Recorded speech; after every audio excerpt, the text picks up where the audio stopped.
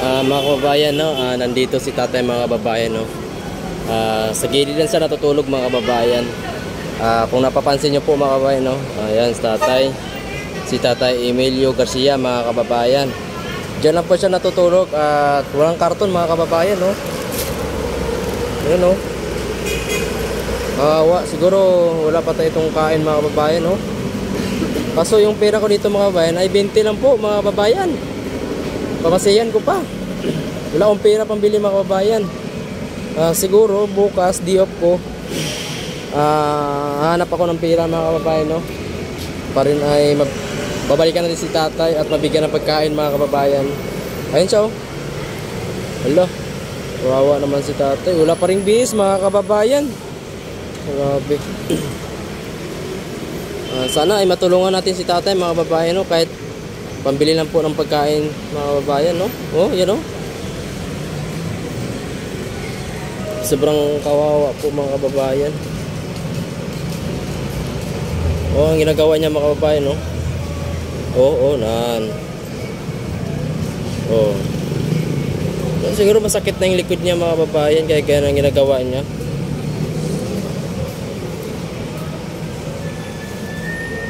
Lapitan natin mga kababayan, kausapin natin at kamustahin na natin mga kababayan.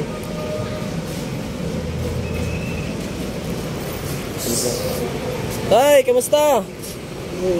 Kamusta ka naman da? Amulan Japon? Kumain ka na? Kumain ka na? Buti nakakain na siya mga kababayan. Binigyan ka? Buti. Dito ka lang natutulog, tay? Wala kang karton? Ang lamig. Grabe. Yan po yung mga gamit-gamit ni tatay mga kababayan, no? Hintay-hintay lang tayo. Baka pa ay merong tumulong sa atin na kahit mabigyan ka ng ng bahay, kahit maliit lang na bahay, kahit trapa lang dyan sa gilid para may permanent ka na matulugan. Kasi hirap kasi pag dito ka matutulog lang. Kasi anong pang mangyari baka pag pinagtripan ka nila dito. Hirap na. Kaya abang-abang na tayo, maghintay lang tayo ng kahit ang mga blessing tayo, no? Kawawa naman tatay. Bibili ako ng karton muna tayo dyan sa para baka Friday bibili ako ng ng karton para may may higaan. Saan ka ngayon, sa Santa Fe? Sa Villa Santa Fe, Barangay Villalita? Villa Villeta.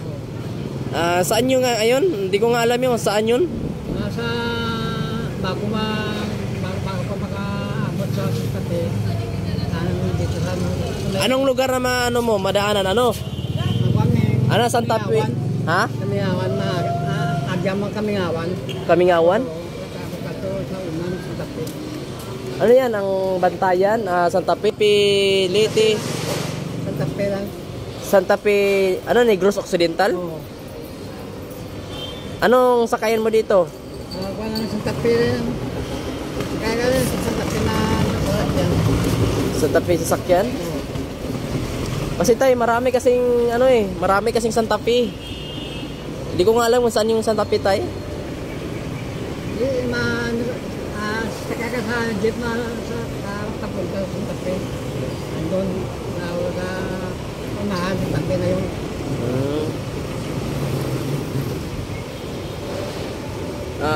Sige tayo, no? Hanggang dito, na lang. Babalikan lang kita sunod. Bibili lang kita namin pag mayroon akong pera. Dito ka lang lagi. Kasi kung mayroon naman akong isang pera, bibigyan kita dito. Kasi sa ngayon, wala pa akong sahod, wala pa akong pera. Wala akong pera ko dito, 10 pamasahe ko. Sige, abang-abang na tayo, baka mayroong tumulong sa atin na mabigyan ka ng pagkain at damit. Sige tayo, halong ka diya. Halong ka diya. Ayan po. Sige tayo, uwi na ako. Ayan po mga kabayan, no? Dito lang siya talaga natutulog mga kabayan, no? Panoorin tayo mga kabayan, no? Kawawa siya mga kabayan. Wala naman kasi akong kayang ibigay mga kabayan, wala akong pera. Yung sahod ko malayo pa po mga kababayan. Sana mapagawa na sana kahit trapa lang po mga kababayan, no? Sa gilid, gagawaan sa ng kunting bahay. Trapa lang, okay na sa kanya mga kabayan.